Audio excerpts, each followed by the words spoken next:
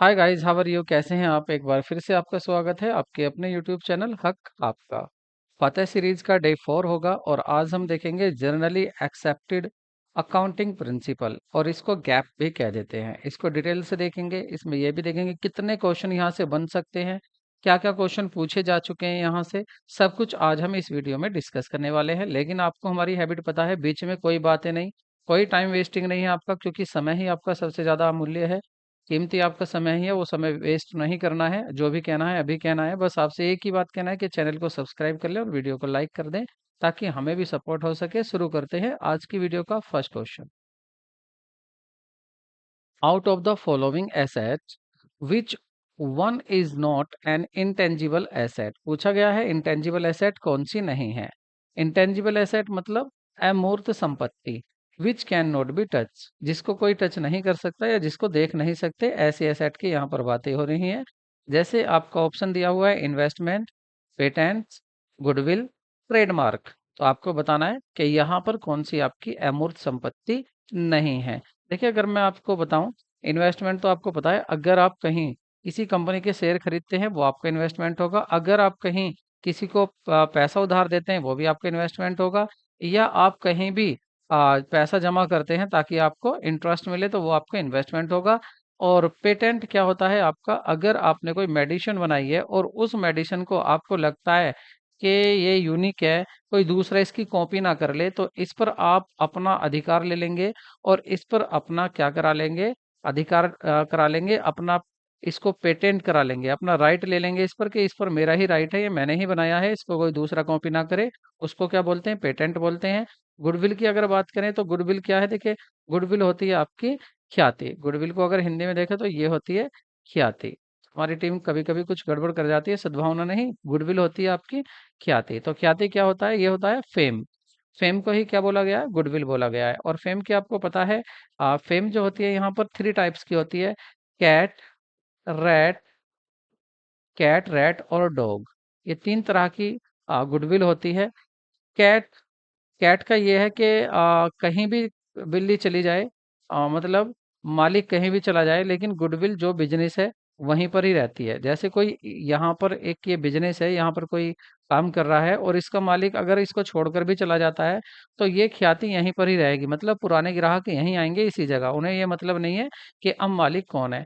Rat वाली क्या है? रैट वाली का ये पता नहीं रहता कि ये यहाँ पर रहेगी या मालिक के साथ चली जाएगी, इसका कोई ठिकाना नहीं होता। और डॉग वाली सबसे अच्छी मानी जाती है। डॉग नेचर, इसको नेचर बोलते हैं। डॉग नेचर जो गुडविल होती है वो सबसे अच्छी मानी जाती है। वो जहां पर भी ओनर जाता है, मालिक जाता है बिजनेस का, उसके साथ ही चली जाती है। अगर कोई घनश्याम हलवाई यहाँ पर बैठा है, वो अच्छी अच्छी चीजें बनाता है, पकवान देता है, तो यहाँ पर ग्राहक आएंगे। अगर वो घनश्याम हलवाई दूसरी जगह चला जाता है, तो वो सारे ग्राहक उस घनश्याम के पास ही दूसरी जगह भी पहुंच जाएंगे। तो ये होती है डॉग नेचर गुडविल। तो गुडविल क्या है आपकी? गुडविल ऐसी एसेट है जो दिखती नहीं है आपकी, लेकिन आपकी होती है। ट्रेडमार्क क्या है? अगर आपने ट्रेडमार्क कोई निशान हो सकता है या कोई आपका नेम हो सकता है। जैसे आप देखेंगे नाइक, जो नाइक है उसने क्या बनाया हुआ है? एक अपना इस तरह से राइट का साइन बनाया हुआ है, वो क्या है? उसका ट्रेडमार्क है, उसको कोई दूसरा कॉपी नहीं कर सकता। तो इन्वेस्टमेंट को छोड़कर बाकी सब क्या थे? पेटेंट हो, गुडविल हो, ट्रेडमार्क हो, ये सभी क्या थे आपके? ये आपकी अमूर्त संपत्ति थी, मतलब इंटेंजिबल एसेट थी। तो सही ऑप्शन क्या होगा यहाँ पर? ए होगा। इन्वेस्टमेंट आपका इंटेंजिबल एसेट नहीं होता है। नेक्स्ट क्वेश्चन देखते हैं। During the life time of an entity, accounting produce financial statement in the accordance with which the following accounting concept. एक इकाई के जीवन काल के दौरान लेखांकन निम्नलिखित में से किस लेखांकन अवधारणा के अनुसार वित्तीय विवरण तैयार करता है? क्या मैचिंग कॉन्सेप्ट के, कंजर्वेटिज्म के, अकाउंटिंग पीरियड के, या लागत के? देखिए, जो during the life time of an entity, किसी भी एंटिटी की मतलब बिजनेस की बात करें, अगर हम किसी भी किसी भी बिजनेस की बात करें हम यहाँ पर, तो बिजनेस में क्या होता है? देखिए, बिजनेस की लाइफ को टुकड़ों में बांट लिया जाता है, मतलब पीरियड में तोड़ लिया जाता है। पीरियड भी कैसा होता है? तो पूरी जिंदगी को हम कह सकते हैं कि 1 साल की, 2 साल, 1 साल, 1 साल, 1 साल, इस पीरियड में। तो पहला जो पीरियड है यहाँ पर हम स्टेटमेंट तैयार करते हैं और देखते हैं हमने क्या कमाया और क्या हमने खर्च किया, क्या हमारी एसेट है और क्या हमारी लाइबिलिटी है, 1 साल में देखते हैं। फिर नेक्स्ट ईयर देखते हैं। कहने का मीन्स ये है कि बिजनेस की पूरी लाइफ को हम किस में कर लेते हैं, पीरियड में डिवाइड कर लेते हैं। क्यों? ताकि हम देख सकें कि आपका जो आपका बिजनेस का क्या बिजनेस ने कमाया है, बिजनेस की परफॉर्मेंस क्या है, वो देखने के लिए हम पूरे बिजनेस की लाइफ को किस में डिवाइडेड कर लेते हैं, ब्रेक कर लेते हैं, पीरियड में। तो ये कौन सा बताता है हमें? ये बताता है आपका अकाउंटिंग ऑफ पीरियड। ये कहता है कि पूरी लाइफ को, बिजनेस की या एंटिटी की पूरी लाइफ को क्या कर लेना चाहिए आपको, पीरियड में, इसको पीरियड में बांट लेना चाहिए, ताकि आप देख सके तो कि परफॉर्मेंस बिजनेस की क्या है। नेक्स्ट क्वेश्चन देखते हैं। अकॉर्डिंग टू द एक्युरल कॉन्सेप्ट, उपार्जन अवधारणा के अनुसार, एक्युरल कॉन्सेप्ट, तो क्या कहता है accrual concept? Transactions and event are recorded in the book at the time of their settlement in the cash. जब ट्रांजैक्शन और इवेंट जब भी सेटल हो जाता है कैश में, तभी उसको लिखना चाहिए, या transaction and event are recorded in the books at the time when they are entered into, या जब भी कोई ट्रांजैक्शन हो रहा है वो अलग बात है, उसका पैसा आज मिले या 10 दिन बाद मिले, तब उसको रिकॉर्ड करना चाहिए। या ऑप्शन, अगर नेक्स्ट ऑप्शन देखें तो नेक्स्ट क्या है आपका, ट्रांजैक्शन एंड इवेंट में बी रिकॉर्डेड इधर at the time of the settlement और when they are enter into. कह रहे हैं कि जब आपने, जैसे आज वादा किया आपने कि आज वादा करें कि आपको आने वाली 10 जनवरी को हम 1 लाख रुपए का गुड्स बेचेंगे। तो या तो आज जो आपने क्या किया है, आज आपका ट्रांजैक्शन का वादा हुआ है, तो आज रिकॉर्ड हो सकती है, या जिस दिन आप माल बेचोगे उस दिन, कोई से भी दिन, इन दोनों में से कोई से भी दिन रिकॉर्ड कर सकते हो, ऐसा है नहीं, या नन ऑफ द अबव, या इनमें से कोई नहीं। तो सही आंसर होगा इसका आपका बी। कह रहे हैं transaction and event are recorded in the book at the time when they are entered into. जब भी बिजनेस में कोई ट्रांजैक्शन होता है, वो अलग बात है कि वो सेटल कब होगा। भाई आपने सेल आज की है, ठीक है, कहने का मतलब ये है आपने सेल आज की है, तो इसको आज आज ही रिकॉर्ड करना है आपको। ये नहीं कि आपको पैसा आज 1 जनवरी और पैसा मिलेगा 20 जनवरी को, तो आप 20 जनवरी को एंट्री करेंगे इसकी, नहीं, इसकी एंट्री आज ही करनी है। ये कहती है आपकी एरल एक्यूरल कॉन्सेप्ट, उपार्जन अवधारणा।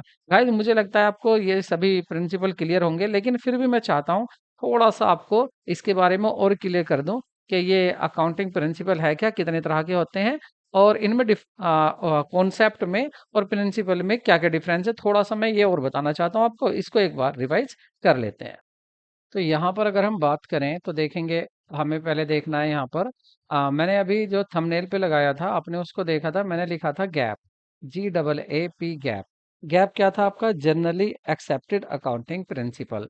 अब ये क्या होते हैं? देखिए ये क्या होते हैं, ये जो गैप होता है, जनरली एक्सेप्टेड अकाउंटिंग प्रिंसिपल, ये आपके अकाउंटिंग प्रिंसिपल भी हो सकते हैं, अकाउंटिंग प्रिंसिपल्स भी हो सकते हैं ये, और क्या हो सकते हैं, ये कॉन्सेप्ट भी हो सकता है, कॉन्सेप्ट भी हो सकता है, और आपका ये कन्वेंशंस भी हो सकती हैं, कन्वेंशंस हो सकती हैं आपकी, कन्वेंशंस हो सकती हैं। और इनको कॉमनली क्या कहते हैं? गैप कहते हैं। मतलब गैप क्या है? अकाउंटिंग प्रिंसिपल, कॉन्सेप्ट या कन्वेंशंस, इन सभी का जो कॉमन नेम है वो है gap, generally accepted accounting principle. अब ये होते क्या है? ये होती है गाइडलाइन। यदि आप अकाउंटिंग करने जा रहे हैं, तो आपको जब अकाउंटिंग करनी है तो आपको कुछ रूल फॉलो करने होंगे, कुछ नियम होंगे उसके। तो वो क्या नियम है, क्या रूल हैं, वो उनको बोलते हैं सबको जनरली एक्सेप्टेड अकाउंटिंग प्रिंसिपल उनको कहते हैं। अकाउंटिंग प्रिंसिपल क्या है? अकाउंटिंग करने की गाइडलाइन। अब ये जो अकाउंटिंग प्रिंसिपल है, अब मैं यहाँ पर बात करूंगा अकाउंटिंग प्रिंसिपल की। देखिए ये जो अकाउंटिंग प्रिंसिपल है, पहले इसको मैं थोड़ा इरेज कर देता हूँ, क्योंकि बाद में मैं ये नोट्स आपको भी प्रोवाइड कराता हूँ, तो आपको प्रॉब्लम ना हो, ठीक है, इसलिए मैंने इनको इरेज कर दिया है। तो यहाँ पर आप, हम बात कर रहे हैं अकाउंटिंग प्रिंसिपल की। देखिए अकाउंटिंग प्रिंसिपल 2 टाइप्स के हो सकते हैं, इनको हम 2 जगह डिवाइड कर सकते हैं। अकाउंटिंग कॉन्सेप्ट कह सकते हैं हम प्रिंसिपल को, और अकाउंटिंग कन्वेंशंस कह सकते हैं। कन्वेंशंस और अकाउंटिंग कॉन्सेप्ट में क्या डिफरेंस है? आपको अकाउंटिंग करनी है, और अकाउंटिंग करने से पहले जो आपको रूल रेगुलेशन बताए गए हैं प्रिंसिपल, वो तो होते हैं अकाउंटिंग कॉन्सेप्ट। और जो आप बहुत दिन से अकाउंटिंग कर रहे थे, प्रैक्टिस करते करते आपके सामने कुछ प्रॉब्लम्स आई, और उन प्रॉब्लम्स को दूर करने के लिए आपने जो रूल बनाए हैं वो होते हैं आपके अकाउंटिंग कन्वेंशंस। जो करते करते काम आपके सामने प्रॉब्लम आई है उनको दूर करने के लिए आपने कुछ नियम बनाए हैं, वो है कन्वेंशंस। और जो काम करने से पहले ही आपको बता दिया गया है रूल, वो है आपका कॉन्सेप्ट। अब अकाउंटिंग कन्वेंशंस कितनी होती हैं? ये 3 होती है। एक आपका होता है फुल डिस्क्लोजर, मटेरियलिटी और कंजर्वेटिज्म। ये 3 है। इन ये 3 ही क्यों है? क्योंकि देखिए ये एक बिज़नेस के लिए ये एप्लीकेबल हो सकती हैं, हो सकता है दूसरे बिज़नेस के लिए एप्लीकेबल उस रूप में ना हो, जिस रूप में ये पहले बिज़नेस के लिए एप्लीकेबल हुई थी आपकी कन्वेंशंस। और कॉन्सेप्ट क्या है? कॉन्सेप्ट आप हर बिज़नेस के लिए ज़रूरी होते हैं फ़ॉलो करने।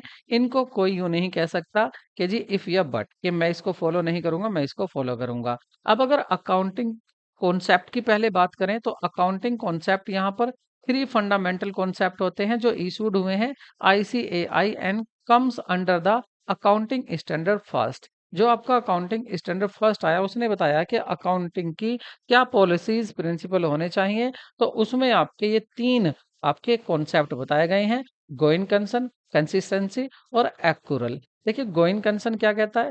गोइंग कंसर्न कहता है कि आपका बिजनेस जिस लेवल पर काम कर रहा है, जिस ऑपरेशन को कर रहा है, हमेशा इसी कार्य को इसी तरह से करता रहेगा, कभी बिजनेस फ्यूचर में बंद नहीं किया जाएगा। ये कहता है गोइंग कंसर्न। कंसिस्टेंसी कहता है कि आपने अगर कोई मेथड अकाउंटिंग का इस साल यूज किया है तो नेक्स्ट ईयर आप उसको चेंज ना करें, उसी मेथड को आप आगे भी यूज करते जाएं, ताकि आसानी हो जाए आपके कंपेयर करने में कि लास्ट ईयर आपने क्या कमाया था और इस बार आपने क्या कमाया है।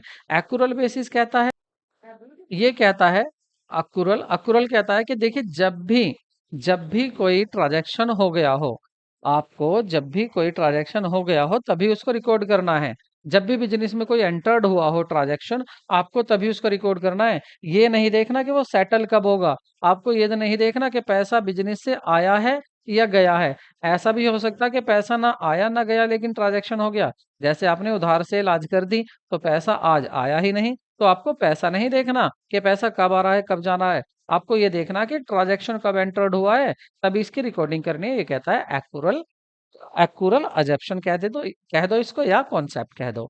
उसके बाद कुछ अदर्स भी होते हैं। वो क्या होते हैं? जैसे बिजनेस एंटिटी। बिजनेस एंटिटी क्या है? बिजनेस एंटिटी है, ये कहता है, ये कॉन्सेप्ट कहता है आपका कि बिजनेस और बिजनेसमैन दोनों अलग होते हैं। मतलब जो ओनर है बिजनेस का, एक तो वो बिजनेस का ओनर, और साथ में एक तो हो गया ओनर, एक हो गया आपका बिजनेस। ये दोनों अलग होते हैं, ये एक नहीं होते। ये दोनों अलग होते हैं। अगर ओनर बिजनेस से अपनी जरूरत के लिए पैसा लेके जाता है, उसको ड्राइंग कहते हैं, और उस पैसे को उसे वापस देना पड़ेगा। अन्यथा बिजनेस उससे इंटरेस्ट ले सकता है कि भाई तू अपने घर पैसे लेके गया था अपनी पर्सनल नीड के लिए। तो बिजनेस और बिजनेसमैन अलग हैं। और अगर बिजनेसमैन बिजनेस में पैसा लगाता है, कैपिटल लगाता है, तो बिजनेस कहता है कि ओहो ये मेरे ऊपर क्लेम है, लायबिलिटी है, ये पैसा मुझे बिजनेस ओनर को वापस करना है, जो मेरा ओनर है उसको। तो इसलिए बिजनेस और बिजनेसमैन दोनों अलग होते हैं।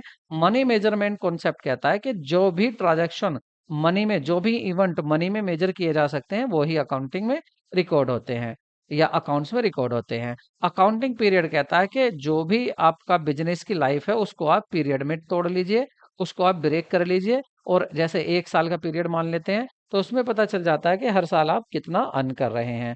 कॉस्ट कॉन्सेप्ट कहता है कि आपको हिस्टोरिकल कॉस्ट पर, आपको अपनी चीजों को, जो हिस्टोरिकल कॉस्ट है, मतलब सिंपल, अगर सिंपल लैंग्वेज में कहूँ तो कॉस्ट कॉन्सेप्ट कहता है कि आपको जो एसेट रिकॉर्ड करनी है, कितने की आपने खरीदी, वो उतने में करनी है जितना आपने पेड किया।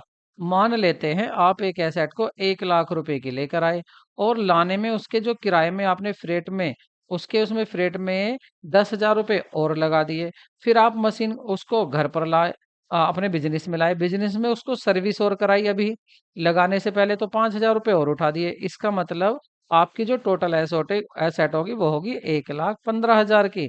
तो आप जो रिकॉर्ड करोगे एसेट को, वो करोगे 1,15,000 की। ये कहता है कॉस्ट कॉन्सेप्ट कि जितना पैसा आप पेड कर रहे हैं उसको चालू लाने की पोजीशन तक, वो सभी कॉस्ट कहलाता है। डुअल एस्पेक्ट क्या कहता है कि हर ट्रांजैक्शन के दो पहलू होते हैं, दो एस्पेक्ट होते हैं, एक डेबिट होता है, एक क्रेडिट होता है। मतलब कोई भी ट्रांजैक्शन हो, उसमें एक आ रहा एक डेबिट होता है तो एक क्रेडिट होता है, अगर कोई लेने वाला है तो एक देने वाला भी होता है। रेवेन्यू रिकॉग्निशन का क्या कहलाता है? रेवेन्यू रिकॉग्निशन कहलाता है ये बहुत अच्छा प्रिंसिपल है। और अक्सर यहाँ पर जो है बच्चे थोड़ा सा कंफ्यूज हो जाते हैं, क्योंकि ये आपका मैच कर जाता है किससे? एक्यूरल से ये कभी-कभी मैच कर जाता है, तो आपको ये ध्यान रखना है। देखिए एक्यूरल में तो कह रहा था, सभी की बात कर रहा था कि पैसा आए या ना आए, लेकिन आपको ट्रांजैक्शन तभी रिकॉर्ड करना है जब वो हो गया हो। और रेवेन्यू रिकॉग्निशन में कह रहा है कि आप रेवेन्यू को मतलब आय को तभी मानेंगे जिस ईयर आपने वो आय अर्न की है, मिले चाहे कभी भी। जैसे अब कौन सा ईयर चल रहा है? 2024, और आपने कमीशन अर्न किया है आपने 10,000 रुपए का, लेकिन आपको ये मिलेगा नेक्स्ट ईयर जाकर। अगर आपको किसी वजह से नहीं मिला, ये 2016 में जाके आपको मिला, तो इसको आप कौन सी ईयर की इनकम कहेंगे? 2024 की इनकम कहेंगे, और आप इसको अपने एसेट में जरूर लिख के चलेंगे। तो ये कहता है कि आप जब भी अर्न कर रहे हैं रेवेन्यू को, तभी आप उसको लिख के चलें, चाहे मिले कभी भी। मैचिंग कॉन्सेप्ट कहता है कि जितने भी, अगर आपने किसी ईयर की अगर यहाँ बात करें, तो expenses incur to earn the revenue should be recognised as expenses in the year revenue recognised. जैसे 2024 की बात कर रहे थे, इस साल आपने मान लेते हैं 10,000 रुपए कमाए, तो इस 10,000 रुपए को कमाने के लिए आपने कितना एक्सपेंसेस किया, वो भी आपको इसी साल लिखना है। मतलब एक्सपेंस और इनकम दोनों मैच होने चाहिए उसी ईयर से। ऑब्जेक्टिविटी, ये वेरी वेरी इंपॉर्टेंट है। ऑब्जेक्टिविटी क्या कहता है? बहुत ज़्यादा यहाँ पर क्वेश्चन पूछे जाते हैं ऑब्जेक्टिविटी से, तो आपको याद रखना ऑब्जेक्टिविटी क्या कहता है। देखिए ऑब्जेक्टिविटी कहता है कि जो भी ट्रांजैक्शन आप रिकॉर्ड कर रहे हैं, जो भी ट्रांजैक्शन आप रिकॉर्ड कर रहे हैं, वो एविडेंस के बेसिस पर आपको रिकॉर्ड करने हैं। मतलब आपके पास प्रूफ भी होना चाहिए। अगर आप कह रहे हैं कि आप किसी से आपने परचेज किया आज, और आप परचेज को रिकॉर्ड कर रहे हैं, तो आपको परचेज का प्रमाण भी आपके पास होना चाहिए। अगर आपने उधार परचेज किया है तो आपको इनवॉइस मिला होगा, तो आपके पास वो इनवॉइस भी होना चाहिए। अगर किसी को पैसा मिला दिया है आपने, तो आपने एक रिसीट जरूर ली होगी, तो उस रिसीट के बेसिस पर ही आपको ट्रांजैक्शन को रिकॉर्ड करना है। मतलब वाउचर्स जो होते हैं, वाउचर बनाने आपको जरूरी होते हैं। कि जितनी भी बिजनेस से रिलेटेड इंफॉर्मेशन है, आपको उनको टोटल दिखाना है, आपको उनको लिखकर जरूर चलना है। जैसे कॉन्टिजेंट लायबिलिटी को हम लिखते हैं, कॉन्टिजेंट लायबिलिटी लायबिलिटी तो होती नहीं है, लेकिन अगर कोई घटना घटित होती है, तो वो कॉन्टिजेंट लायबिलिटी लायबिलिटी हो जाती है। इसके बारे में मैंने पिछली वीडियो में बताया था। कॉन्टिजेंट लायबिलिटी जिसका पता ही नहीं है, होना या ना होना किसी घटना पर डिपेंड करता है। जैसे आपके किसी कस्टमर ने आपकी कंपनी पर केस कर दिया है, वो कह रहा है कि मुझे कंपनसेट दीजिए जो उसका नुकसान हो गया। केस कोर्ट में चल रहा है और पता नहीं कोर्ट का फैसला क्या होगा। अगर आप जीत जाते हैं तो आपको पैसा नहीं देना पड़ेगा कस्टमर को, लेकिन अगर आप हार जाते हैं तो कस्टमर को आपको पैसा देना पड़ेगा, कंपनसेट करना पड़ेगा।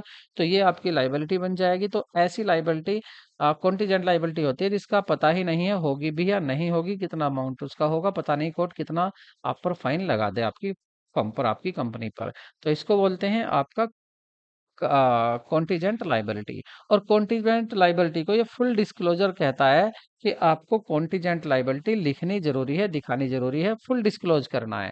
मटेरियलिटी की बात करें, देखिए कोई चीज मटेरियल एक फर्म के लिए मटेरियल हो सकती है, दूसरी के लिए जरूरी नहीं है कि वो मटेरियल हो।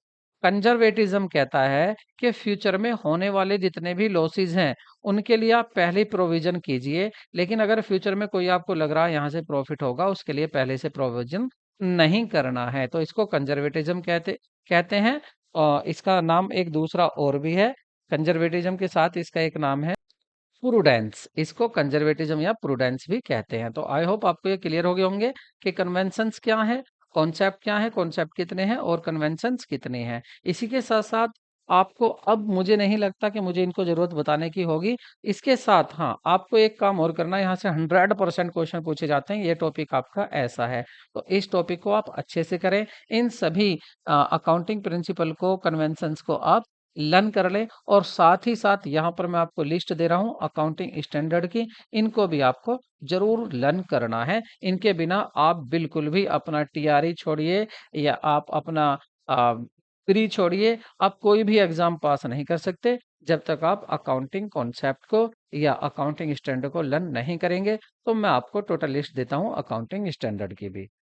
तो देखिए ये आपकी लिस्ट है जो आपको लर्न करनी है। List of accounting standard notified under companies act 2013। जो कंपनीज एक्ट 2013 में बताए गए हैं वो सभी आपके अकाउंटिंग स्टैंडर्ड ये हैं। ये आपको अच्छे से लर्न करने हैं। देखिए ये आपको लर्न कैसे करने हैं, आपको लर्न करने के accounting standard A S first. देखिए एक होता है ए एस और एक होता है इंड ए एस। आपको इनमें कंफ्यूज नहीं होना। एक होता है इंड एएस। तो ये होता है इंडिया के अकाउंटिंग स्टैंडर्ड और ये हैं जो आपके इंटरनेशनल हैं जो आईसीआई ने आपके इशूड किए हैं। तो यहाँ पर हम बात करें अकाउंटिंग स्टैंडर्ड फर्स्ट की। तो देखिए यहाँ पर फर्स्ट क्या कहता है, ये कहता है डिस्क्लोजर ऑफ अकाउंटिंग पॉलिसीज। मतलब अकाउंटिंग की क्या पॉलिसीज होंगी, तो वो सारी बताई गई हैं आपके अकाउंटिंग स्टैंडर्ड फर्स्ट में।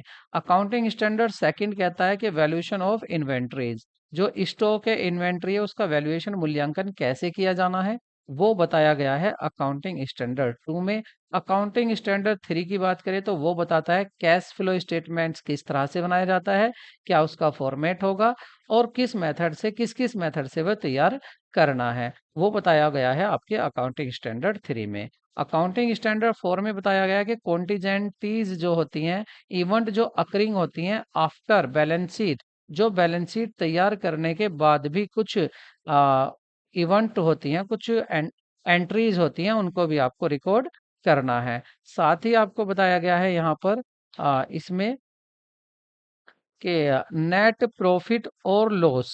अकाउंटिंग स्टैंडर्ड फाइव क्या कहता है, अकाउंटिंग स्टैंडर्ड फाइव कहता है नेट प्रॉफिट और लॉस फॉर द पीरियड या period the period item change in the accounting policies, वो भी आपको शो करना होता है।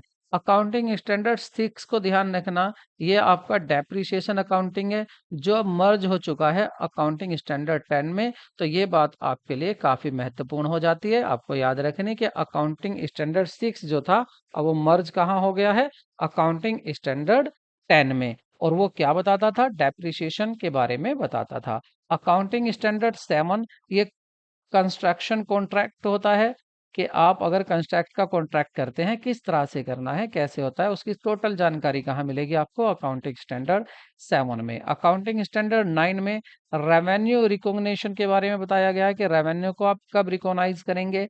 और accounting standard ten property plant and equipment and intangible asset, कैसे इस पर डैप लगाना है, कैसे इसकी अकाउंटिंग करनी है डैप की, तो वो सब बताया गया है अकाउंटिंग स्टैंडर्ड टेन में। Accounting standard eleven the effect of the change in the foreign exchange rate. जो भी इफेक्ट होता है फॉरेन एक्सचेंज रेट का, उसको किसके अकॉर्डिंग रिकॉर्ड करना है, अकाउंटिंग स्टैंडर्ड इलेवन के। अकाउंटिंग स्टैंडर्ड ट्वेल्व बताता है कि accounting for the government grants, जो गवर्नमेंट से ग्रांट मिलती है उसकी अकाउंटिंग कैसे होनी है वो बताता है आपका accounting standard twelve. Accounting standard thirteen की बात करें, अकाउंटिंग फॉर इन्वेस्टमेंट, आपको इन्वेस्टमेंट की किस तरह से अकाउंटिंग करनी है वो बताता है आपको accounting standard thirteen. Accounting standard fourteen कहता है कि अकाउंटिंग फॉर अमालगमेशन, जब दो फर्म एक जगह मिल जाती हैं तो उसकी अकाउंटिंग किस तरह से करनी है वो बताया गया है आपको अकाउंटिंग स्टैंडर्ड फोर्टीन में।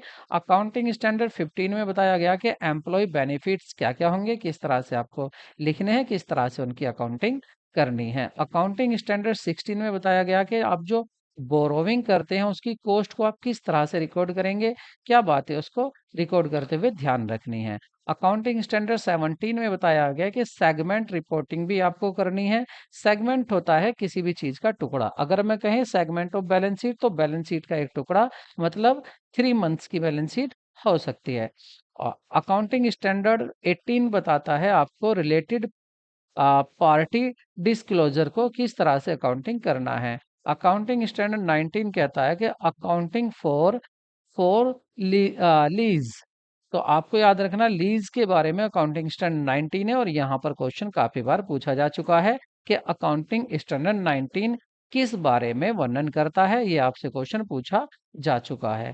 तो अकाउंटिंग स्टैंडर्ड 20 की बात करें तो इसमें आता है आपका अर्निंग पर शेयर, किस तरह से आपको अकाउंटिंग करनी है वो होता है अकाउंटिंग स्टैंडर्ड आपका 20। अगर अकाउंटिंग स्टैंडर्ड 21 की बात करें तो यहाँ पर होता है कंसोलिडेटेड फिनेंशियल स्टेटमेंट किस तरह से आपको तैयार करने हैं, किस तरह से आपको इसकी अकाउंटिंग करनी है।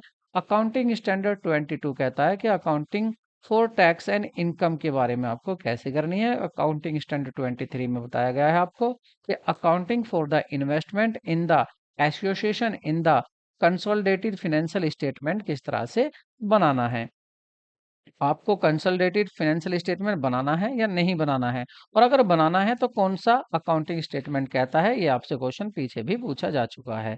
अकाउंटिंग स्टैंडर्ड 24 कहता है कि डिसकंटिन्यूइंग ऑपरेशंस, अगर आपको अपने ऑपरेशन को डिसकंटिन्यू करना है तो उसका लेखा, उसकी अकाउंटिंग आप कैसे करेंगे वो बताया गया है आपको अकाउंटिंग स्टैंडर्ड 24 में। अकाउंटिंग स्टैंडर्ड 25 में बताया गया कि इंटीरियम रिपोर्ट, फाइनेंशियल रिपोर्टिंग तैयार करनी है आपको अकाउंटिंग स्टैंडर्ड 25। 26 कहता है इंटेंजिबल एसेट, ये वेरी वेरी इंपॉर्टेंट है और यहाँ से क्वेश्चन काफी बार पूछा जाता है कि अकाउंटिंग स्टैंडर्ड 26 क्या बताता है, या ये भी पूछ लिया जाता है कि गुडविल को जब तक बिजनेस में खरीद रहे नहीं हो आप, उसके लिए कुछ अमाउंट पेड नहीं कर रहे हो, तब तक आप उसको रिकॉर्ड नहीं करोगे। ये बताया गया है कौन से अकाउंटिंग स्टैंडर्ड में, तो आप कहेंगे अकाउंटिंग स्टैंडर्ड 26 में। अगर अकाउंटिंग स्टैंडर्ड 27 की बात करें तो financial reporting of the interest joint venture, उसका लेखा कैसे करना है वो अकाउंटिंग स्टैंडर्ड 27 में बताया गया है। अकाउंटिंग स्टैंडर्ड 28 में बताया गया है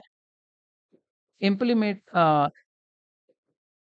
इम्पेयरमेंट ऑफ एसेट्स, एसेट का इम्पेयरमेंट किस में बताया गया है, अकाउंटिंग स्टैंडर्ड 28 में। अकाउंटिंग स्टैंडर्ड 29 में provisions contingent liability and contingent asset किस तरह से आपको रिकॉर्ड करनी है वो बताया गया है आपको AS 29 में। तो ये इस तरह से हो गए आपके 129 अकाउंटिंग स्टैंडर्ड हो गए हैं, और टोटल अब ये हैं, टोटल हो गए आपके ये 28, क्योंकि आपका जो अकाउंटिंग स्टैंडर्ड जो कि AS 6 था वो अब किस में मर्ज हो गया है, AS 10 में। तो अब आपके कितने हो गए हैं, अब आपके हो गए हैं 28। तो ये आपको बात याद रखनी है, इनको अच्छे से लर्न कर लेना, क्योंकि यहाँ से 100% क्वेश्चन आता है। अब आपको देखिए सिलेक्शन तो चाहिए, तो उसके लिए थोड़ी आपको मेहनत करनी पड़ेगी, आपको ये अकाउंटिंग स्टैंडर्ड याद करने पड़ेंगे। आपके क्वेश्चंस कैसे होंगे इस वीडियो में मैंने इंक्लूड किए हैं, फिर भी एक मैं आपको ऐसे ही ओरल बता देता हूँ। आपसे पूछा जाएगा कि डेप्रीशिएशन से रिलेटेड कौन सा अकाउंटिंग स्टैंडर्ड है,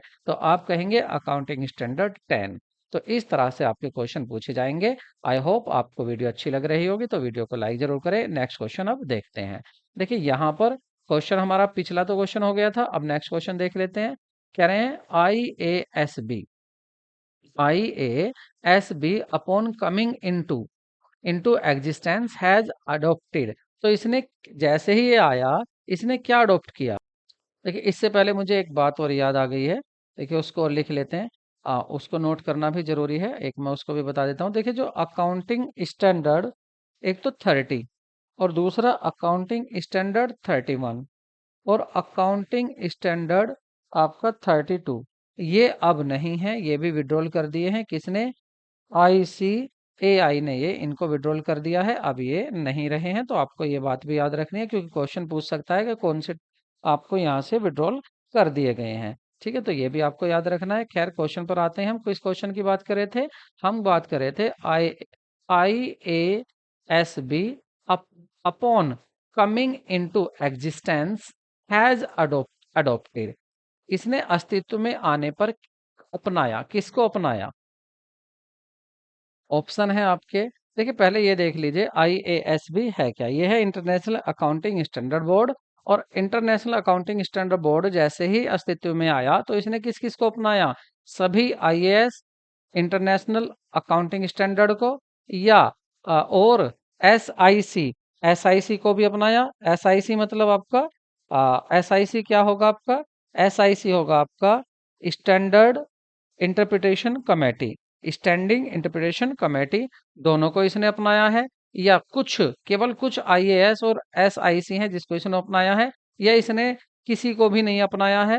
नन ऑफ द IAS, ना IAS को अपनाया है इसने, ना ही SIC को, या ये जो ऑप्शन दिए गए हैं इनमें से कोई सा भी ऑप्शन सही नहीं है। तो सही ऑप्शन होगा आपका ऑल IAS एंड SIC, मतलब बात यहाँ आपको ये याद रखनी है कि IASB जब आया तो इसने दोनों को ही अपनाया। दोनों को मतलब टोटल जितने भी IAS थे उनको प्लस SIC, टोटल इनको सभी को अपनाया। ठीक है, ये आपको याद रखना है, एक्सेप्टेड किया। नेक्स्ट क्वेश्चन देखते हैं।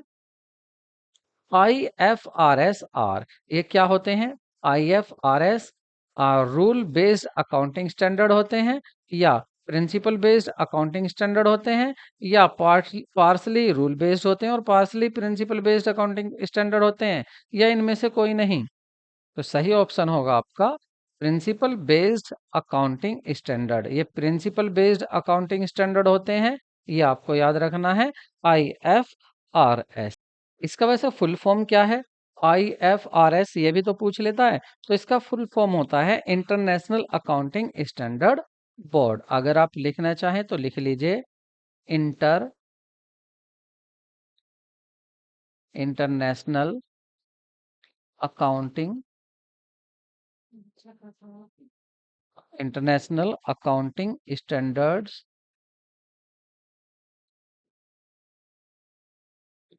Standards board.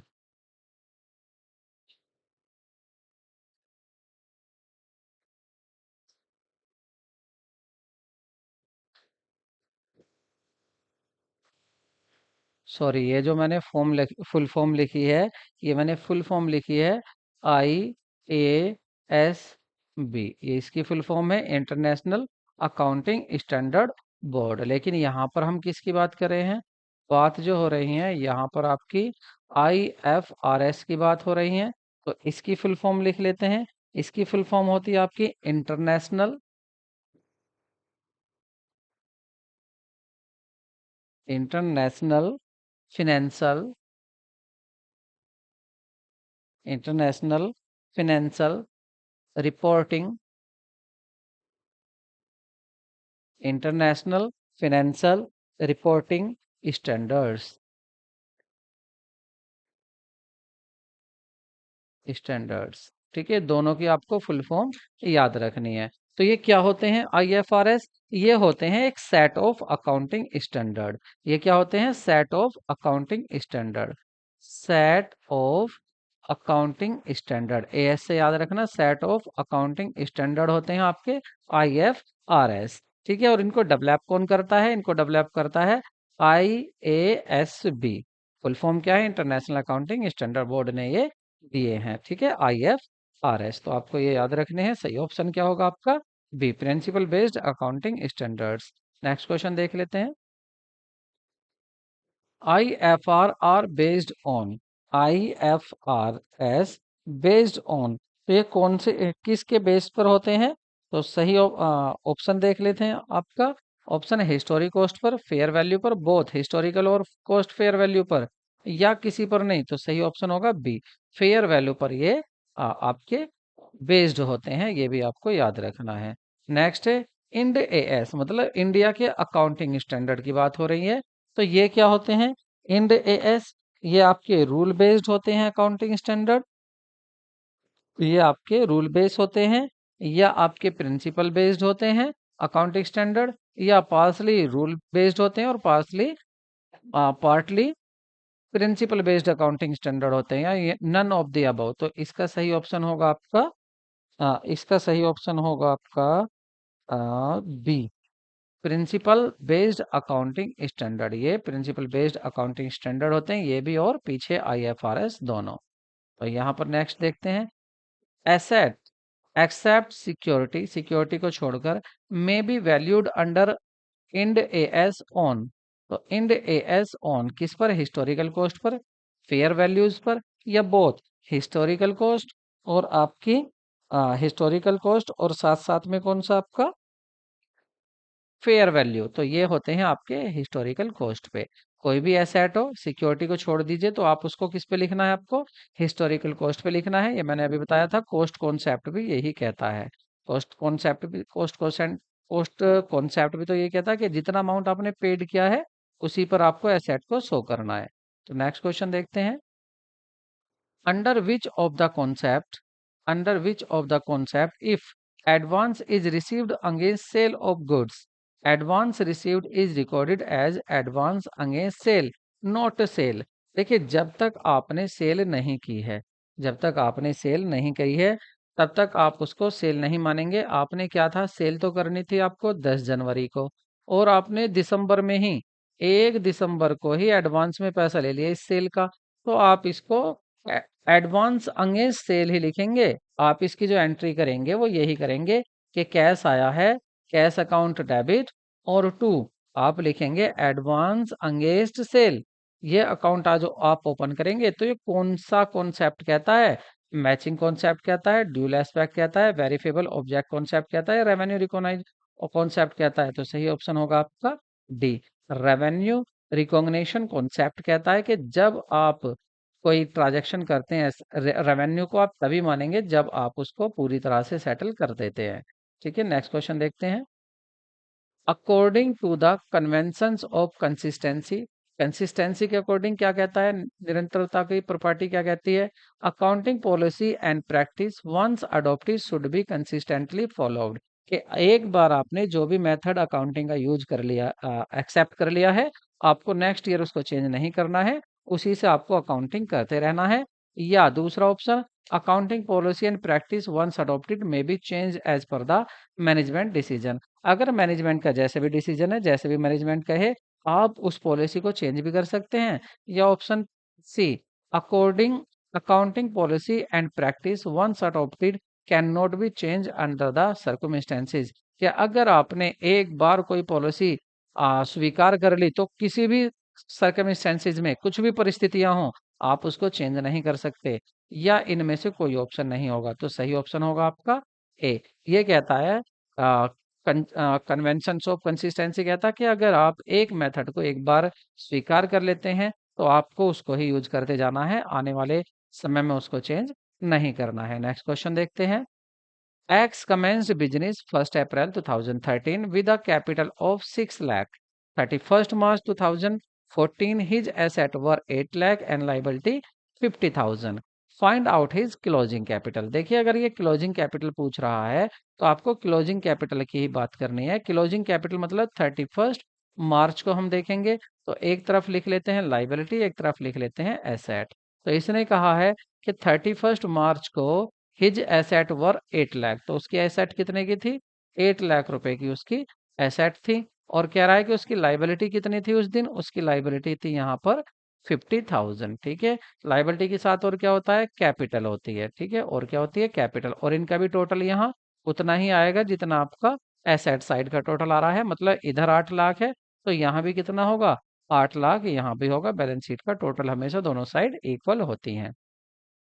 अब यहाँ पर कह रहा है कि आज देखिए लाइबिलिटी तो है 50,000 और इन दोनों का टोटल आ रहा है 8 लाख। तो बताइए कैपिटल कितनी है। तो आप क्या करेंगे, 8 लाख में से 50,000 माइनस कर देंगे तो 7 लाख 50,000, ये क्या जाएगी, उसकी क्लोजिंग कैपिटल होगी। और ओपनिंग कैपिटल क्या है, जो बिजनेस जिससे शुरू किया था आपकी 6 लाख, तो आपकी क्लोजिंग कैपिटल कितनी हो जाएगी उसकी, 7,50,000। नेक्स्ट क्वेश्चन देखते हैं। करें on the basis of the following statement identify the correct option out of the following. आपको देखिए असर्शन रीजन वाले क्वेश्चन है, आपको या तो आपका आंसर ए होगा या बी होगा या सी होगा या डी होगा। कैसे होगा, देखिए अगर असर्शन ए आपका सही है, असर्शन ए आपका सही है और रीजन भी आपका सही है, ठीक है, और रीजन करेक्ट एक्सप्लेनेशन कर रहा है ए के बारे में, तो आपका ऑप्शन ए होगा। और अगर आपके दोनों ही ऑप्शन सही हैं और लेकिन जो करेक्ट एक्सप्लेनेशन नहीं है, पहले में तो करेक्ट एक्सप्लेनेशन नहीं था और दूसरे में करेक्ट एक्सप्लेनेशन है, तो ऑप्शन होगा आपका बी। और बोथ असर्शन ए और आर दोनों ही सही नहीं है तो आपका ऑप्शन होगा सी। और यदि असर्शन ए सही है लेकिन आर सही नहीं है तो ऑप्शन होगा आपका डी। अब देख लेते हैं जल्दी से क्वेश्चन क्या है आपका। ठीक है, असर्शन का तभी तो देखेंगे, पहले इसका क्वेश्चन देख लेते हैं। तो क्वेश्चन क्या है इसका, क्वेश्चन देखते हैं।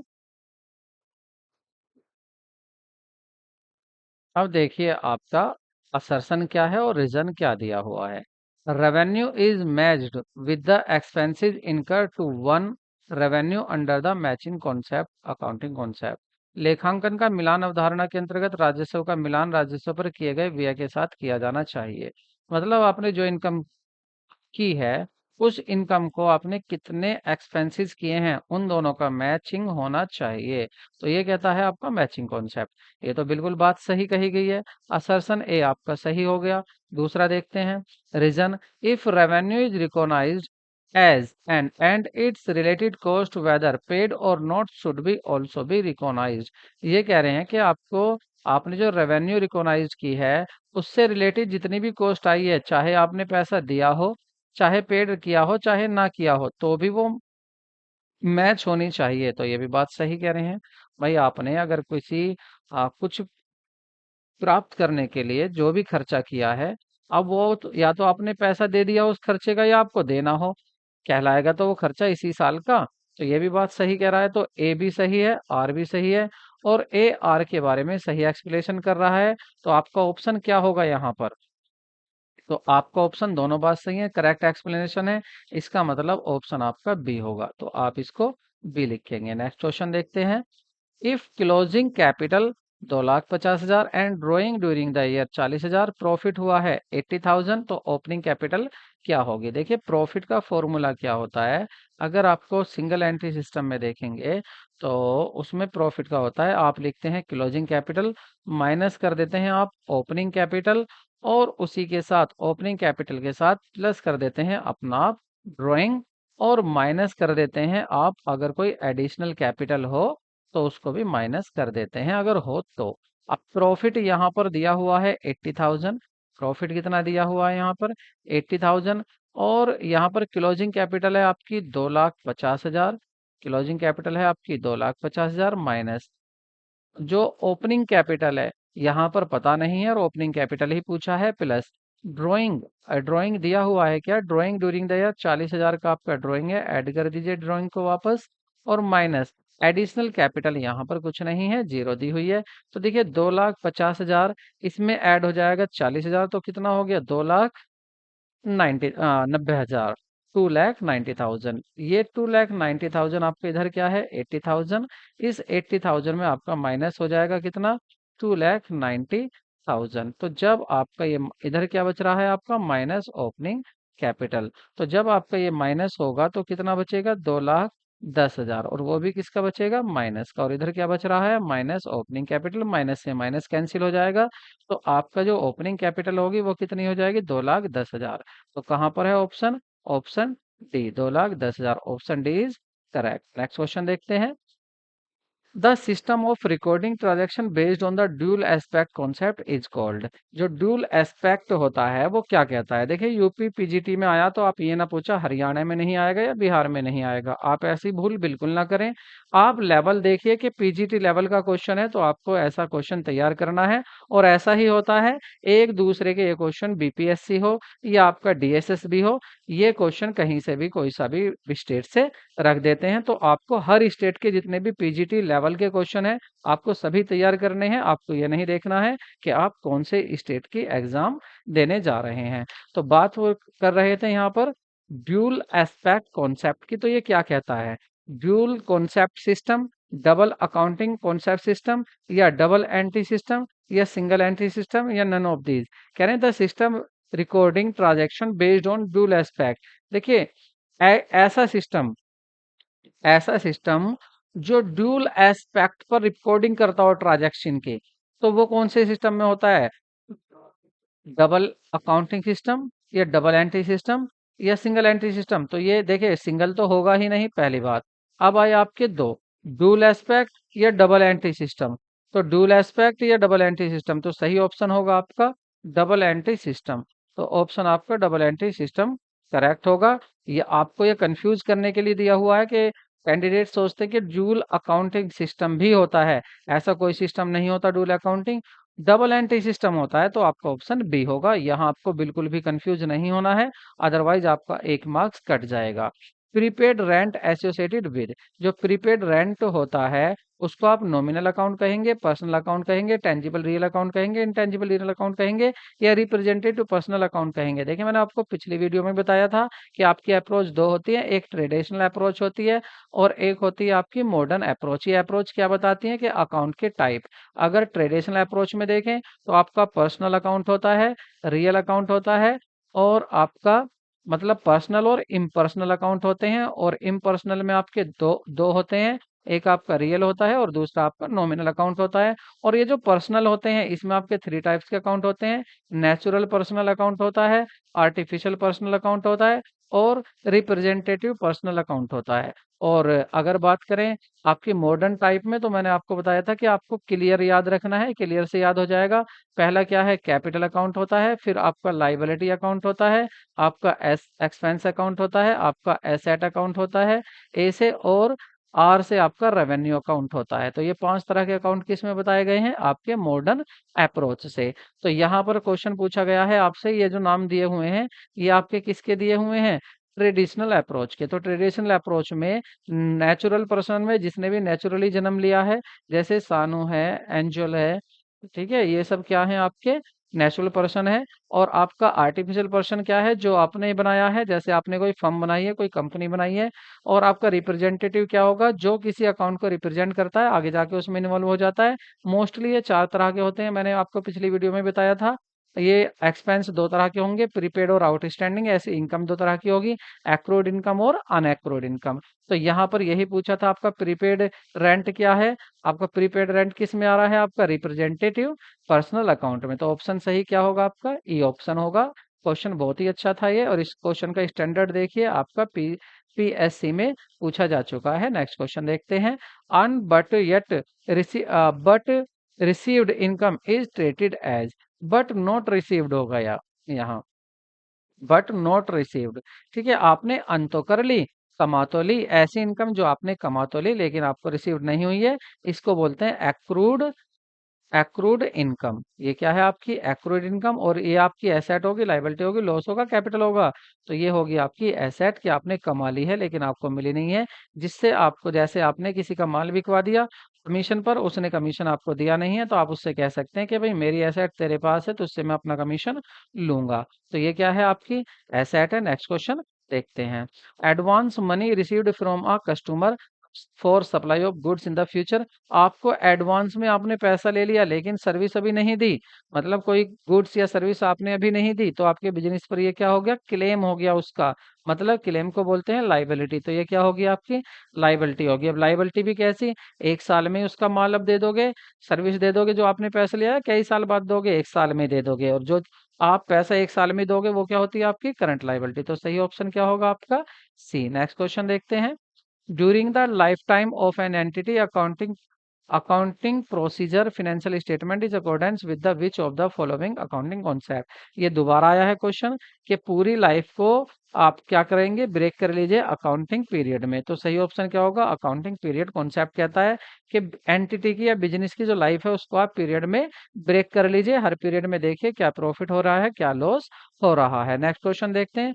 अकॉर्डिंग टू द एक्रूरल कॉन्सेप्ट, उपार्जन अवधारणा के अनुसार क्या होता है, ट्रांजैक्शन। ये भी क्वेश्चन देखिए रिपीट हो चुका है। Transaction and event are recorded in the book at the time of their settlement in cash, या transaction and event are recorded in the book at the time when they are entered into. तो सही option क्या होगा, B. ये कहता है एक्रूरल concept कहता है कि जब भी कोई ट्रांजैक्शन एंटर्ड हो गया हो, चाहे वो सेटल कभी भी हो, आपको तभी उसको रिकॉर्ड करना है जब भी वो एंटर्ड बिजनेस में हो गया है। नेक्स्ट देखते हैं। The practice appearing note regarding contingent liability accounting statement in the pursuant to, लेखांकन विवरण का संयोगी दायित्व के संबंध में नोट्स जोड़ने का अभ्यास अनुपालन करता है।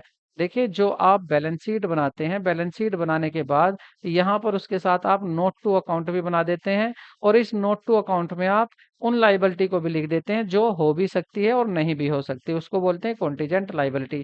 तो आप ऐसा क्यों करते हैं, क्या कन्वेंशन ऑफ कंसिस्टेंसी कहता है, मनी मेजरमेंट कॉन्सेप्ट कहता है, कन्वेंशन ऑफ कंजर्वेटिज्म कहता है, या कन्वेंशन ऑफ डिस्क्लोजर कहता है।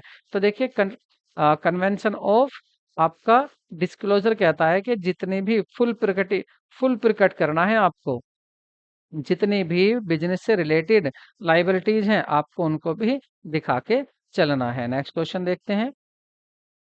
कंजर्वेट convention of conservatism is applicable, ये कहाँ पर एप्लीकेबल होता है? Providing the discount of the creditors, making the provision for doubtful debts, या creating reserve for financial stability, excuse me, या none of the above.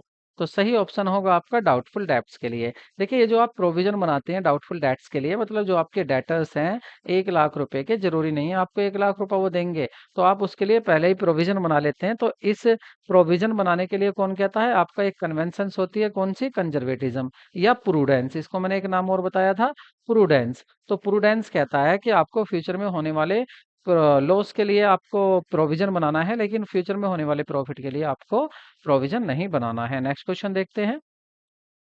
Going concern concept क्या कहता है? ये कहता है कि बिजनेस आपका हमेशा चलता रहेगा और साथ में जो भी आपने एसेट लिया आप उस पर डेप्रिसिएशन भी लगाते रहिए। तो fix asset over the time useful life, depreciation लगाइए। या consolidating the account of subsidiary companies with their parent companies, या disclosure market the value of securities, या disclose the sales of the other operation information in the income statement. तो सही option होगा आपका depreciating fix asset. आप asset पर depreciation लगाते जाते हैं थोड़ा थोड़ा, क्यों? क्योंकि आपको पता है बिजनेस हमेशा आपका चलता जाएगा। और याद रखना कि डेप्रिसिएशन क्यों चार्ज किया जाता है, कौन सी कन्वेंशंस कहती है? वो कहती है गोइंग कंसर्न कन्वेंशंस। यहाँ पर बच्चे अक्सर कैंडिडेट कंफ्यूज हो जाते हैं, आपको कंफ्यूज नहीं होना है। डेप्रिसिएशन को याद रखना क्यों लगाया जाता है, डेप्रिसिएशन लगाया जाता है गोइंग कंसर्न अजम्पशन के अकॉर्डिंग। नेक्स्ट क्वेश्चन देखते हैं। Which one of the following is not clerical error? Clerical error कौन सी नहीं है? तो वो होती है आपकी error of principle. Error of principle clerical नहीं होती, क्यों? क्योंकि इसमें आपका आप जो आपके इसमें होते हैं, इसमें प्रिंसिपल की बात हो रही है, कैपिटल नेचर का है या रेवेन्यू नेचर का है? तो आप कैपिटल नेचर और प्रिंसिपल नेचर को ही नहीं देखते हैं, ऐसी एरर को आप कहते हैं error of principle. Omission, omission आप भूल सकते हैं, चूक हो सकती है। या एरर ऑफ कमीशन, आप थोड़ा ज्यादा लिख सकते हैं, लेकिन आपने कमी यही बदल दिया है, आपने आपने कैपिटल का रेवेन्यू, रेवेन्यू का कैपिटल आइटम बना दिया है, तो ये होती है error of principle. Next question देखते हैं। और हाँ, कंपनसेटिंग एरर ऐसी एरर होती हैं जो आज एरर हुई है, आने वाली एक एरर ऐसी होगी वो इस पिछली का भी प्रभाव खत्म कर देगी, वो होती है कंपनसेटिंग एरर। नेक्स्ट क्वेश्चन था हमारा, according to the business entity concept क्या कहता है? कि transaction between business and its owner not recorded, recorded नहीं किया जाना चाहिए। ट्रांजैक्शन बिटवीन बिजनेस और इसके ओनर के बीच में जो भी ट्रांजैक्शन होता है उसको उसको रिकॉर्ड करना चाहिए, वन सिंगल एंटिटी है, दोनों एक ही हैं इसलिए रिकॉर्ड करना चाहिए। Transaction between the business and its owner are recorded from the business point of view. तो सही ऑप्शन होगा business of point of view से। यदि आप देखते हैं तो बिजनेस में से अगर बिजनेस का ओनर पैसा लेके जाता है तो आपको वो ट्रांजैक्शन भी रिकॉर्ड करना है बिजनेस के पॉइंट ऑफ व्यू से। आप सोचेंगे कि ये हमारे बिजनेस से कर्जा लेके जा रहा है, इसको वापस देना पड़ेगा। ठीक है, तो बिजनेस और ओनर दोनों अलग होते हैं, ये कहता है आपका सेपरेट एंटिटी या बिजनेस एंटिटी। नेक्स्ट क्वेश्चन देखते हैं। Accounting concept that use to prepare the profit loss account as known. तो कौन सा अकाउंटिंग प्रिंसिपल है जिसके अकॉर्डिंग आपका प्रॉफिट एंड लॉस अकाउंट तैयार किया जाता है? तो आपको हमेशा याद रखना है वो है आपका मैचिंग कॉन्सेप्ट, क्योंकि इसमें आपके एक्सपेंस और जितनी भी इनकम होती हैं दोनों को मैच किया जाता है। इस चीज से आपको याद रखना है, बिल्कुल भी इसमें कंफ्यूज नहीं होना है। नेक्स्ट क्वेश्चन देखते हैं। According to the money measurement concept क्या कहता है? कि सभी वो ट्रांजैक्शन और वो इवेंट हमें रिकॉर्ड करने हैं जिनको हम पैसे में मेजर कर सकते हैं। तो all transaction event are recorded, नहीं। या all transaction and event which can be estimated in the money term are recorded in the book of account. ये सही कह रहा है कि बुक ऑफ अकाउंट में उन सभी ट्रांजैक्शन को हम लिख सकते हैं जिनको हम मनी की टर्म में मेजर कर सकते हैं। आगे देखते हैं। All transaction event which can be measured in money term are recorded in the book of accounts. देखिए ऑप्शन बिल्कुल सेम रिपीट है क्या? All transaction and events which can be estimated. अच्छा, यहाँ तो एस्टिमेटेड है और यहाँ पर मेजर है। तो देखिए यहाँ ये भी बात ध्यान रखनी है, देखो कितना बढ़िया क्वेश्चन दिया है, यहाँ पर आपको कंफ्यूज नहीं होना है। क्या क्या कंफ्यूज नहीं होना है कि देखिए यहाँ पर दिया हुआ था आपका कि जो एस्टिमेट किया जाता है जिसका उसको, या जिनको मेजर कर सकते हैं मनी में, तो सही ऑप्शन होगा आपका सी। जिसको मनी में मेजर कर सकते हैं, जिसको आप मनी में मेजर कर सकते हैं वही ऑप्शन होगा आपका करेक्ट। उन्हीं ट्रांजैक्शन को आप रिकॉर्ड कर सकते हैं। ठीक है, नेक्स्ट क्वेश्चन देखते हैं। निम्नलिखित में से कौन सा कथन गलत अवधारणा का सही वर्णन करता है? मतलब following statement correctly describe the cost concept. Cost concept को कौन सही बताता है? Asset are so in the book at the time price at which it is purchase plus cost improvement minus depreciation till date, या asset are so in the book at the price it was purchased, या asset are so in the book at the time of price it was purchased plus cost improvement, या asset so in the book at the price was purchased of the market price whichever is lower। कह रहे हैं कि asset आप अगर कोई खरीदते हैं तो आप कौन सी अमाउंट को दिखाएंगे, जो पेड किया है या जो पेड करने के बाद उस पर कुछ और भी खर्चा किया है चालू करने तक, उसको दिखाएंगे। तो जब तक फर्म आपकी जो एसेट चालू नहीं हो जाती फर्म में आकर, तब तक जितना भी खर्चा होगा उस टोटल कॉस्ट को आप, मतलब इम्प्रूवमेंट वाली कॉस्ट को, और साथ में जो आपने जितने में खरीदा है उसको परचेज किया उसको, टोटल वाली को आप दिखाएंगे। तो ऑप्शन आपका सी सही हो, सी सही होगा। नेक्स्ट क्वेश्चन देखते हैं। Valuation of stock at lower of cost or net realisable value is a example of. कौन कहता है? तो ये कहता है कंजर्वेटिज्म, ये आपका प्रूडेंस। प्रूडेंस क्या कहता है कि देखो भाई, लॉस को तो ध्यान रखो लेकिन प्रॉफिट का ध्यान मत करो, मतलब प्रोविजन लॉस के लिए तो बनाओ, प्रॉफिट के लिए मत बनाओ। इसलिए आपके पास अगर स्टॉक है तो आपको ये देखिए कि उसकी आपने कितने में खरीदा था, बुक में कितने का लिख रहा है और मार्केट में कितनी वैल्यू है, जो भी दोनों दोनों में से जो भी कम हो उस पर उसको रिकॉर्ड करो।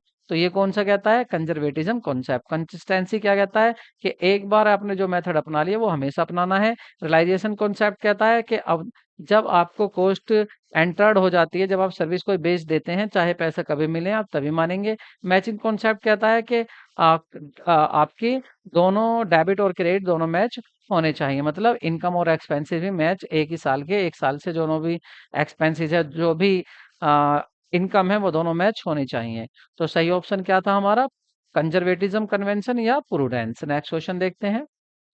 A concept that A concept that is business enterprises will not be sold or liquidated in the near future is known as। देखिए फ्यूचर, नियर फ्यूचर में आपका बिजनेस, ना तो आपका business will not be liquidation, बंद नहीं होगा, खत्म नहीं होगा, चलता रहेगा, इसी लेवल पर काम करता रहेगा। तो कौन कहता है ऐसा? गोइन कंसन कहता है कि आपका बिजनेस इसी लेवल पर चलता रहेगा, ऐसे ही काम करता रहेगा। नेक्स्ट क्वेश्चन देखते हैं। X limited follow, excuse me, X Limited follow written down value method of the depreciating machinery after year to year। आपका ईयर टू ईयर आपका एक ही method, written down value method use होता जा रहा है। तो ये किसका पालन हो रहा है? कंपेयरबिलिटी का, कन्वेंशंस का, कंसिस्टेंसी का, या सभी का? तो ये हो रहा है आपका कंसिस्टेंसी का, क्योंकि कंसिस्टेंसी में कहा गया है एक मेथड यदि आप यूज कर लेते हैं तो आने वाली साल में भी अकाउंटिंग का वही मेथड आपको यूज करते रहना है। तो यहाँ पर क्या यूज हो रहा है? कंसिस्टेंसी। नेक्स्ट क्वेश्चन देखते हैं। According to the going concern concept, going concern ये तो अभी बताया था कि बिजनेस की जो लाइफ होती है वो लिमिटेड होती है या वेरी लॉन्ग होती है या इनफाइनेटिव होती है, नन ऑफ दीज। तो ये होती है इनफाइनेटिव, मतलब बिजनेस की कोई लाइफ नहीं है, हमेशा चलता रहेगा बिजनेस अनिश्चित काल के लिए। ठीक है, ये आपका सी ऑप्शन हो गया। देखिए ये सभी क्वेश्चन पूछे जा चुके हैं पहले भी, इसलिए मैंने इनको इंक्लूड किया है। नेक्स्ट क्वेश्चन देखते हैं। According to the which of the following accounting concept, even the proprietor of a business is treated as a creditor to the extent of his capital। कह रहे हैं कि अगर बिजनेस में बिजनेस का जो ओनर है वो कुछ पैसा लगाता है जिसको कैपिटल कहते हैं, तो ये जो उसने कैपिटल लगाई है, 1 लाख रुपए अगर उसने कैपिटल लगाई है, तो इसको हम यूं कहेंगे कि बिजनेस के लिए क्या है, 1 लाख रुपए का क्रेडिटर है। मतलब बिजनेस को ये भी पैसा वापस देना पड़ेगा, क्योंकि बिजनेस और बिजनेसमैन दोनों अलग हैं। तो ये कौन सा कहता है?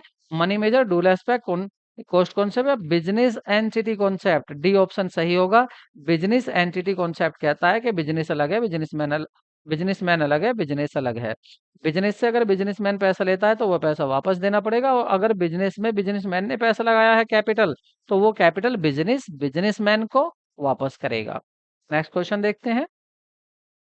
According to the which of the following concept in the determining the net income from the business, all costs which are applicable to the revenue of the period should be charged against the revenue। कह रहे हैं कि आपकी विच concept, कौन सा concept कहता है कि इनकम से जो कॉस्ट है वो मैच होनी चाहिए। मतलब अगर हम 2024 में जो इनकम हुई है उसकी बात कर रहे हैं, तो इससे रिलेटेड जितने भी एक्सपेंसेस है, जितने भी कॉस्ट है, वो इस साल की इनकम से मैच होने चाहिए। तो मैच से ही पता चल रहा है, मैचिंग कॉन्सेप्ट। तो ये क्या होगा आपका? मैचिंग कॉन्सेप्ट होगा। ठीक है।